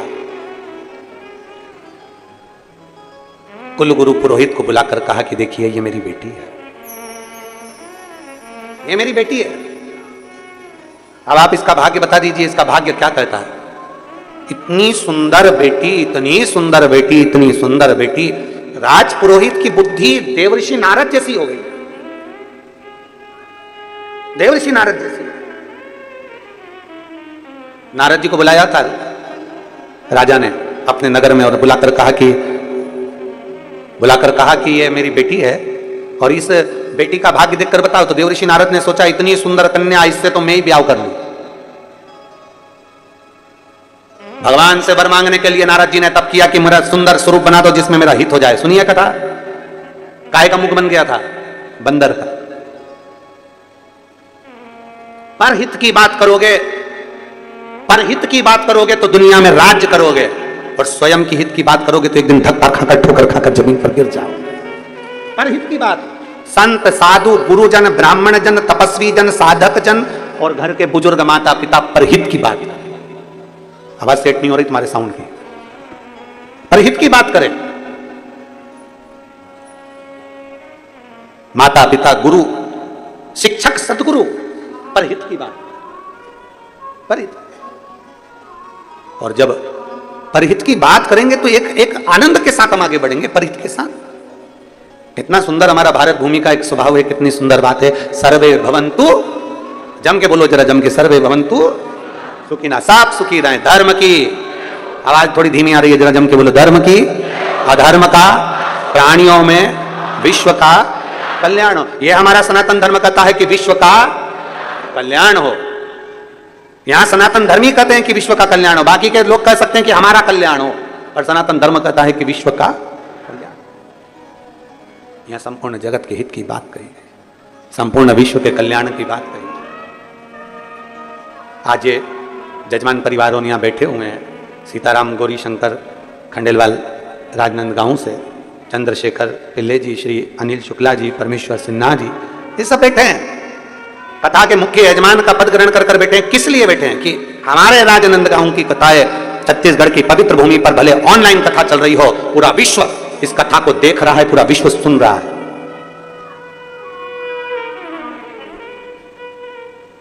जो पंडाल में नहीं आ पाते थे वो मोबाइल पर और टीवी पर कथा सुन रहे हैं। अपने क्षेत्र की कथा, अपने छत्तीसगढ़ की कथा एक आनंद सुख के साथ हो, लोग श्रवण करें और श्रावण के महीने में 72 वर्ष के बाद जो सावन का महीना आया उसको अपने घर पर बैठकर अपने ऑनलाइन कथा कर तत्व ग्रहण करें। संपूर्ण विश्व, संपूर्ण जगत। कई लोगों ने मैसेज भी करा सीहोर कि हम इस कथा को बैठकर नहीं सुन पा रहे हैं, तो हमारा निवेदन है सभी श्रोता भाई बहनों से, ये ऑनलाइन कथा है, इसको अपने घर पर बैठकर सुनो। और इसके बाद में जो कथा 12 तारीख से 16 तारीख तक नया रायपुर में है, उसको भले तुम पंडाल में बैठकर सुनना। ऐसा नहीं कि सावन के महीने में तुम्हें कथा नहीं मिलेगी, आप तो फिर वहां पंडाल में बैठकर सुनो, मना नहीं। नया रायपुर में जो कथा है 12 से 16 तारीख तक, 16 अगस्त तक, श्रावण के महीने की आखिरी की कथा रहेगी 5 दिन की। जैसे ये 5 दिवसीय, वैसे वो 5 दिवसीय कथा वो वहां रहेगी, 5 दिवसीय कथा। उसका एक आनंद, आप उस कथा को पूरे आनंद के साथ पंडाल में बैठकर 12 तारीख से 16 तारीख तक 1 बजे से 4 बजे तक, श्रावण की 72 वर्ष के बाद ऐसा सावन पड़ा है, और उस सावन के महीने में 5 दिवसीय कथा मिल जाना, श्रवण कर लेना, अपने जीवन को सार्थक बनाना। दिल से सुनो, नया रायपुर में बैठकर कथा का लाभ लीजिए, सुनो 1 से 4 बजे शिव तत्व की प्राप्ति। और 16 तारीख तक वो कथा चलेगी, फिर 17 तारीख को सीहोर में बाबा की कावड़ रहेगी। सुबह 9 बजे मां सीवन का जल भरकर 11 किलोमीटर दूर बाबा को चढ़ाने के लिए बोल बम का नारा लगाते लगाते, शिव का स्मरण करते करते, प्रदोष के दिन बड़े आनंद के साथ, शनिवार की प्रदोष है, शनिचरी प्रदोष का भाव लेते हुए बाबा को कावड़ चढ़ेगी दिल से। शिव तत्व की प्राप्ति। कन्या आई, राजपुरोहित की बुद्धि फिर गई, कन्या को देखकर राजपुरोहित की बुद्धि फिर गई। जो कन्या को देखा तो मन में विचार करा, कन्या को देखते से विचार करा कि इतनी सुंदर कन्या, इतनी सुंदर।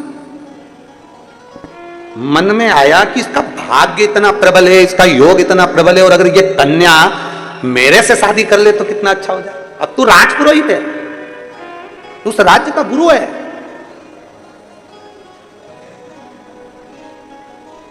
जब किसी शिव भक्त की ओर गलत दृष्टि से देखा जाता है तो उसकी गति बिगड़ जाती है। बहुत बहुत सावधानी। 16 सोमवार अगर किसी ने व्रत किए होंगे तो उनको कथा याद होगी। किसने करे आप लोगों में से किसी ने 16 सोमवार करें? अरे वाह। 16 सोमवार की कथा आती है कि रानी ने पूजन का सामान खुद को जाना था, तो रानी पूजन का सामान किसके हाथ से भेज देती है? एक सेविका के हाथ से, एक नौकरानी के हाथ से, एक दासी के हाथ भेज देती है। एक सेविका के हाथ से, एक दासी के हाथ से जब पूजन का सामान भेजती है तब वो रानी दर दर धक्के खाती है, दर दर भटकती है। आखिरी में किसी गुरु के पास में जाती है और गुरुजी से प्रार्थना करती है, गुरुजी से निवेदन करती है, गुरुजी से कहती है कि मैं दर दर धक्के खा चुकी हूं, जिस जल को छूती हूं उसमें कीड़े पड़ जाते हैं, वृक्ष के नीचे बैठती हूं तो सूख जाता है। गलती कौन सी हो गई मेरे से? ऐसी कौन सी गलती हुई है? कहा तुम्हारे पति भगवान शंकर की सेवा करते थे और तुम उसको गलत भाव से लेती थी। तुम्हारे पति शिव की आराधना करते थे, तुम उसको गलत विचार से लेती थी। पति ने कहा कि शंकर की पूजन का सामान लेकर आओ, तुमने गलत विचार प्रकट करा और सामान दासी के हाथ, नौकरानी के हाथ, सेविका के हाथ भेज दिया। ये श्रेष्ठता नहीं है, ये गलती है तुम्हारी। ये तुम्हारी गलत सोच है, गलत विचार है, गलत दृष्टि है। दिल से भजो तो शिव क्यों ना मिले। एक पत्र है,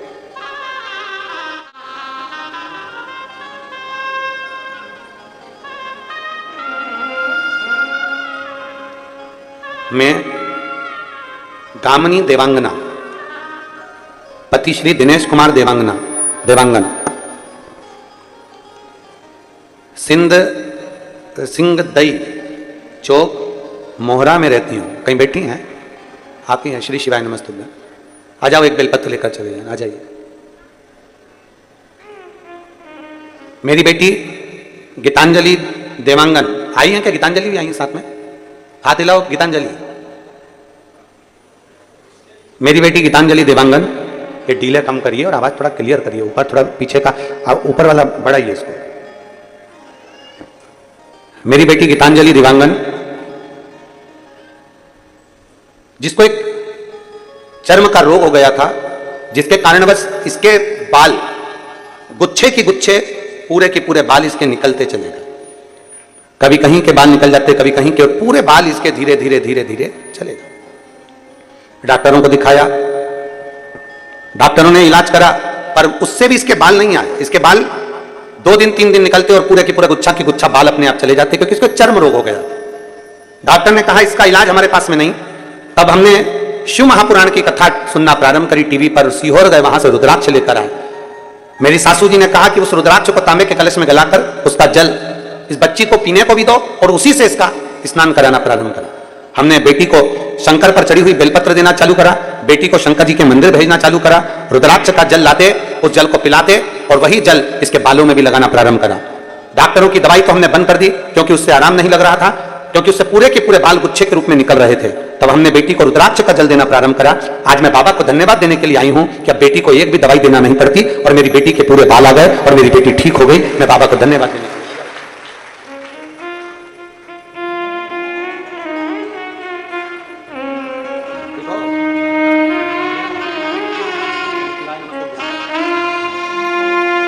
एक विश्वास जब हमारे भीतर जागृत होगा, एक भरोसा हमारे भीतर जागृत होगा, तो शिव तत्व क्यों ना मिलेगा?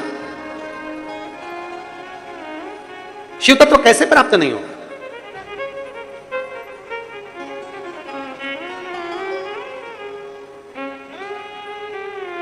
बेटी को देखा, शंकर का कोई भक्त उस पर यदि गलत दृष्टि दोगे, गलत विचार करोगे, गलत सोच रखोगे, तो यह पक्का है कि भोगना तो पड़ेगा। आज नहीं तो कल भोगोगे, भोगना। गलत करोगे तो भोगना तो है। इसलिए बार बार कहते हैं मत बूढ़े कर्म कर बंदे वरना पछताएगा, भगवान की आंखों से तू बच नहीं पाएगा, तू बच नहीं पाएगा। अरे ओ अज्ञानी मत कर नादानी, तेरे कर्म का फल भी तू ही पाएगा, जैसा किया तूने तेरे आगे आएगा। मत बुरे कर्म कर बंदे वरना पछताएगा, भगवान की आंखों से तू बच नहीं पाएगा, तू बच नहीं पाएगा। एक विश्वास के साथ, दृढ़ता के साथ में शिव को पुकारो। एक पत्र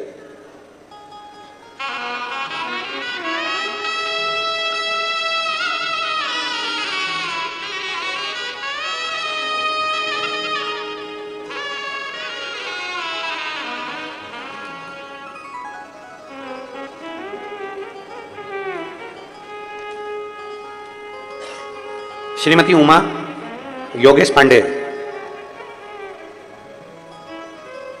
कहीं बैठी हैं? श्री शिवाय नमस्तुभ्यम। सासू जी आई हैं क्या? नहीं आई हैं? आ जाओ, उनके लिए बेलपत्र ले जाना चाहिए। मेरी सासू मां जिनके गले में एक गठान हो गई थी, बिलासपुर अपोलो हॉस्पिटल में उनको दिखाया गया। रिपोर्ट में उनको कैंसर बता दिया गया। कैंसर बताया डॉक्टर ने। उनकी अवस्था देखकर, क्योंकि 80 साल की है, अब इस अवस्था में कैंसर होना, वो भी गले का कैंसर देखकर डॉक्टर ने मना कर दिया कि इनका ऑपरेशन नहीं हो सकता और कैंसर भी प्रबल है, इसलिए ऑपरेशन नहीं हो सकता। जितनी अवस्था है उतनी ठीक है, पर शरीर में कष्ट ज्यादा था। देखकर डॉक्टर ने कहा कि ऑपरेशन कैसे करें, अवस्था ज्यादा है और कैंसर भी प्रबल है, इसलिए ऑपरेशन की रिस्क नहीं ले सकते। तब शंकर के मंदिर जाना प्रारंभ करा पहली बार, शिव जी को जल चढ़ाना प्रारंभ करा पहली बार। बेलपत्र लाकर पीस कर सासू जी को देते, वो खाती, जल चढ़ा हुआ पीती। रुद्राक्ष मंगवाया, रुद्राक्ष का जल देना प्रारंभ करा। फिर हम वापिस, हमने सुना है कि शंकर को चढ़े हुए जल को पीने से, बेलपत्र खाने से, रुद्राक्ष का जल पीने से बाबा सुनता है, और भरोसे के साथ अगर नियम से शिव जी को जल चढ़ाया गया है तो शिव सुनेगा। हमने 1 महीना तक यही करा, और यही करते करते हम कोई दवाई ना लेते हुए सीधे रायपुर अपनी सासू जी को दिखाने के लिए, चेकअप के लिए ले गए। रायपुर के जब कैंसर हॉस्पिटल में दोबारा से जांच हुई, तो जांच में डॉक्टर ने कहा कि इनको टेंशन मत लो, इनकी सारी रिपोर्ट नॉर्मल है, आप चिंता ना करिए, सारी रिपोर्ट नॉर्मल है। बस एक गठान है, उस गठान का अगर अपना ऑपरेशन कर लेते हैं तो कोई दिक्कत नहीं, क्योंकि कैंसर नॉर्मल है, कोई चिंता का विषय नहीं। जब एक तरफ बिलासपुर में कहा गया कि कैंसर प्रबल है और दूसरी जांच में रुद्राक्ष का जल और बेलपत्र का इतना पर्याप्त प्रभाव पड़ा कि रिपोर्ट पूरी की पूरी नॉर्मल हो गई। उसी हॉस्पिटल में सासू जी का गले की गांठ का ऑपरेशन, गांठ को निकाला गया, सारी जांच रिपोर्ट नॉर्मल आई और मेरी सासू मां आज भी बाबा की कृपा से ठीक हैं। मैं बाबा को यहां धन्यवाद देने के लिए आई।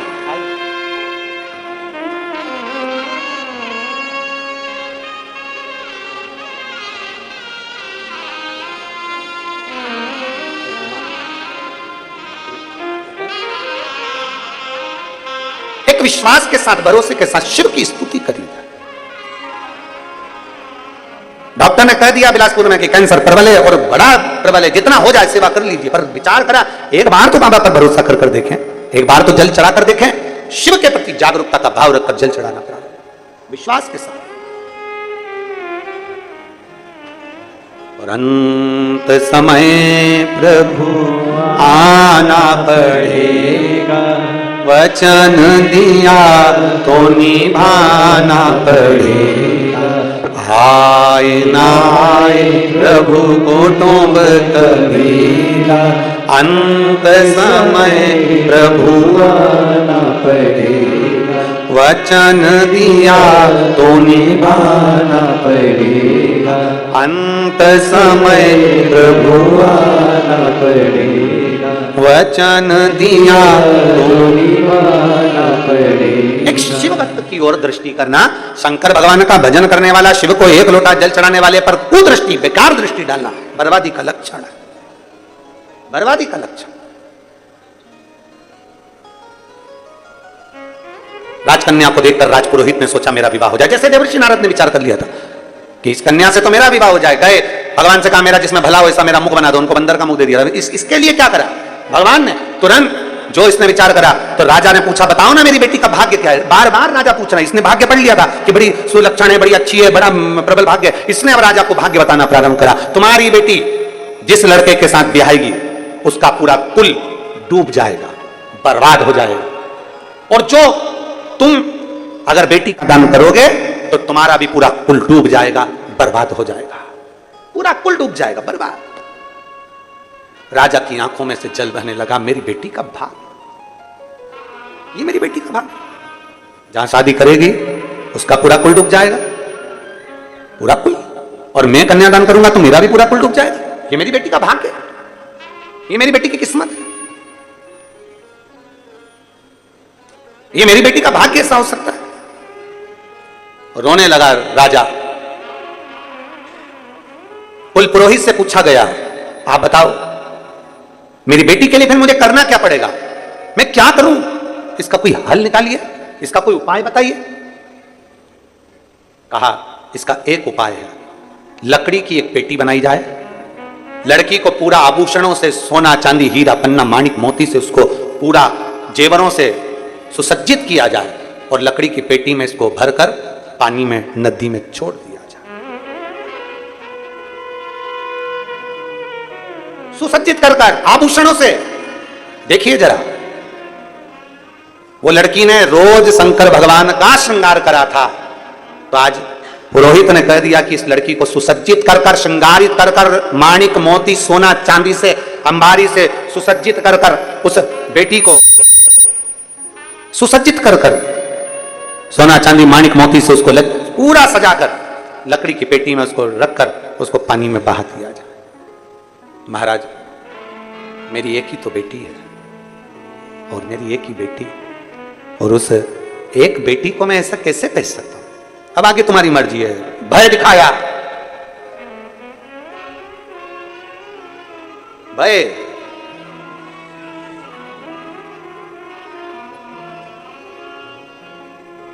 बहुत भय दिखाया, बहुत भय। और फिर निवेदन है किसी से डरो ना डरो। शिव महापुराण की कथा कहती है कि किसी से डरो ना डरो। अपने माता पिता से नहीं डरना, मत डरो। वेद पुराण शास्त्र से नहीं डरना, मत डरो। गुरु से नहीं डरना, मत डरो। संत साधु गुरुजन ब्राह्मण जन से नहीं डरना, मत डरो। किसी से मत डरो तुम तो। पर शिव पुराण कहती है अपने कर्म से जरूर डरना, क्योंकि कर्म का भोग तो अच्छे अच्छे को भोगना पड़ता है। कर्म का भोग भोगना पड़ता ही है। कर्म से जरूर डरना, अपने कर्म का भोग भोगना पड़ेगा, वो कोई दूसरा नहीं भोग सकता, स्वयं को भोगना है, स्वयं को।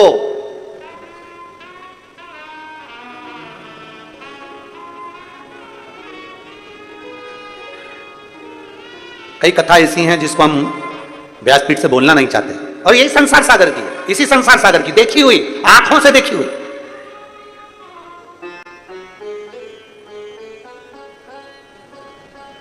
इसी संसार सागर की कथा है।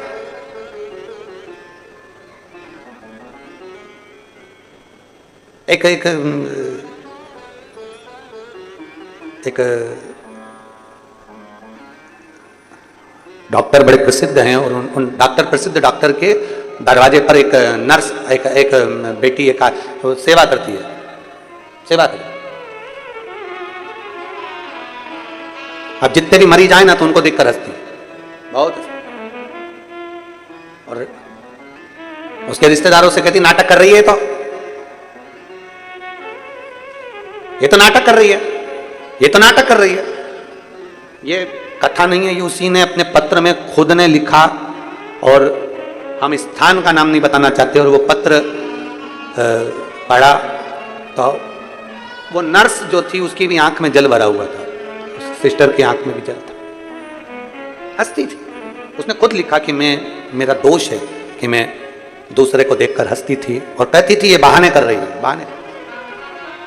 गुरुदेव जब मुझे स्वयं के गर्भाशय में जब गांठ हो गई, और जब गर्भाशय में गांठ हुई और एक नहीं कई गांठें हो गई, और फिर उसका जांच कराया गया, फिर उसकी रिपोर्ट आई, तो मैं खुद रोती थी। हम दुनिया पर हंसते हैं, एक उंगली हमने किसी पर उठाई है तो ये 3 उंगली एक ना एक दिन आपकी ओर जरूर जाएगी, ये निश्चित है। तैयारी कर कर रखो, किसी को अपशब्द बोलने से पहले, किसी को ताना देने से पहले, किसी को आड़ा टेढ़ा कहने से पहले, दूसरे पर उंगली उठाने से पहले अपनी तैयारी कर कर रखना कि तेरी गति क्या होने वाली है, स्वयं की गति।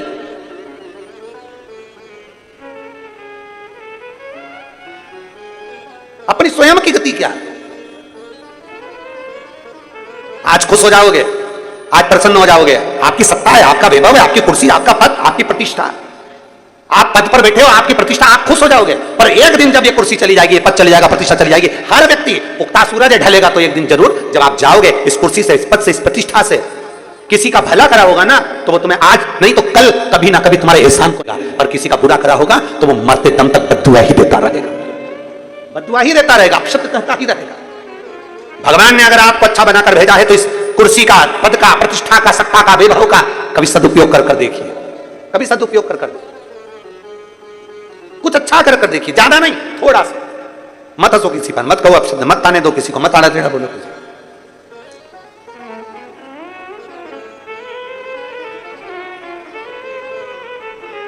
ये एक इस व्यासपीठ ने बहुत कुछ देखा है, बहुत कुछ देखा है, बहुत कुछ। एक स्त्री का क्या वर्णन, एक स्त्री पर हंसती है, अरे उसका कर्म ऐसा था इसलिए उसका पति चले गया, उसका कर्म ऐसा था इसलिए उसका पति मर गया, उसका कर्म ऐसा था इसलिए वो ऐसा कर गया। बार बार एक स्त्री दूसरी स्त्री पर ताना दे, या एक व्यक्ति दूसरे व्यक्ति पर ताना दे, और जीवन का क्या भरोसा है। इसने अपनी जिंदगी देखी है, और मालूम पड़े कि उसका, ये देखा हुआ है आंख से, कोरोना में एक बहन बेचारी, उसका पति चले गया और उसको ताना अपशब्द बोला गया, बोलते एक दिन मालूम पड़ा उसका पति बीमार पड़ा, कहीं लकवा लग गया शरीर में, और शरीर में ब्रेन ट्यूमर हो गया और वो चला गया। अब तो दूसरे पर ताना दे रही, तो तुझे क्या दूसरे नहीं देंगे? क्यों अपशब्द कहना, क्यों अपशब्द बोलना? श्रेष्ठ बोलिए, अच्छा बोलिए, जितना बन सकता उतना अच्छा करने का प्रयास करिए। लकड़ी की पेटी बनवाई, आभूषणों से सुसज्जित कर दिया राजा ने, राजा रो रहा है, आज मेरी बेटी का भाग्य कैसा है जरा देखो। सुसज्जित कर पेटी में बिठाया, भेज दिया, पानी में छुड़वा दिया। इतने में पुरोहित भागा, राज पुरोहित अपने आश्रम में गया, वहां जाकर बच्चों से कहा आज तुम्हारी छुट्टी है, जाओ नदी में एक पेटी बहकर आएगी, उस पेटी को पकड़ कर लाना, मेरे कक्ष में लाकर रख देना, बाहर से कुंडी लगा देना, कोई कितना भी चिल्लाए, मैं भी बोलूं तो दरवाजा मत खोलना, कोई कितना भी चिल्लाए दरवाजा मत खोलना, कितनी भी चीज पुकार हो तुम खोलना मत, और दरवाजा बंद कर देना। बच्चे दौड़कर नदी पर चले गए। पेटी बहती हुई आ रही थी, आगे से पेटी बहती बहती जब आ रही थी, एक राजकुमार अपने घोड़े को नदी में पानी पिला रहा था। उसने उस पेटी को देखा, पेटी देखी तो अपने दूतों से कहा पेटी सुंदर है, उठा कर लाओ। पेटी खींच कर लाए, किनारे पर लाकर पेटी को खोला गया तो उसमें राजकन्या थी। राजकन्या ने राजकुमार को देखा, राजकुमार ने राजकन्या को देखा। देखते से ही राजकुमार ने पूछा तुम कौन हो? कहा मेरा भाग्य बेकार, इसलिए मेरे पिता ने मुझे पेटी में डाल दिया। मेरा पति वही होगा जो मुझे मिल जाएगा। आप इतने प्रिय हैं, मैं आपको अपना पति बनाना चाहती हूँ। राजकुमार ने कहा इतनी सुंदर कन्या मैंने कहीं नहीं देखी, मैं तुमसे शादी करना चाहता हूँ। एक माणिक जड़ित अंगूठी रखी, हाथ पकड़कर 7 फेरे ले लिए और विवाह हो गया।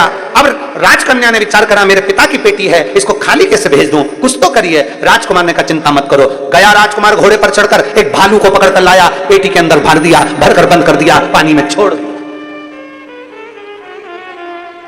पेटी में बंद करा भालू को और छोड़ दिया। ब्राह्मण बच्चों ने उसको पकड़ा, पकड़कर गुरुजी के आश्रम में ले गए। आश्रम में कमरे में रख दिया। गुरुजी अंदर गए, इन्होंने दरवाजा बंद कर दिया। गुरुजी ने कहा था कोई कितना भी चिल्लाए तीखे में भी बोलूं तो दरवाजा मत खोलना। गुरुजी ने जो पेटी खोली, खोलते से इसमें भालू निकला। भालू अंदर इतना पुर रहा था कि मैं जंगल में रहने वाला और मुझे बंद कर दिया, छोड़ूंगा नहीं। और भालू जैसे बाहर निकला, निकलते से उसने राजपुरोहित को नोच कर काट कर चीखता रहा दरवाजा खोलो, दरवाजा खोलो। कोई नहीं खोला। शंकर के भक्त पर अगर गलत दृष्टि दी है, शंकर का भक्त थोड़े दिन दुख भोग कर फिर सुखी हो सकता है, और शंकर के भक्त को दुख पहुंचाने वाला कभी सुखी नहीं हो सकता। कर्म का दंड भोगना पड़ता है। एक लोटा जल अगर आपने चढ़ाया है, वो एक ना एक दिन सुख जरूर देगा। एक लोटा जल चढ़ाया है, वो एक ना एक दिन आनंद जरूर देगा। एक लोटा जल समर्पित करा है, वो एक ना एक दिन आपको आनंद का अनुभव जरूर कराएगा, सुख का अनुभव कराएगा। आप अपना कर्म करते जाओ, वो फल तुम्हें मिलेगा। उसने श्रृंगार करा था बेटी ने, तो उसको राजकुमार उसके भाग्य में था और मिल गया। अच्छा करा था ना तो अच्छा मिला है, बुरा करा तो बुरा प्राप्त हुआ। कर्म का भोग तो भोगना पड़ता है। ब्रह्मा जी ने भगवान शंकर पर उंगली उठाई तो ब्रह्मा जी का सिर कटा। ब्रह्मा विष्णु महेश तीनों ने मिलकर सृष्टि का वर्णन किया। स्वयं ब्रह्मा विष्णु महेश हमारे बीच में पधार रहे हैं। जोरदार ताली बजाकर स्वागत करें भगवान ब्रह्मदेव महेश, भगवान ब्रह्मा विष्णु।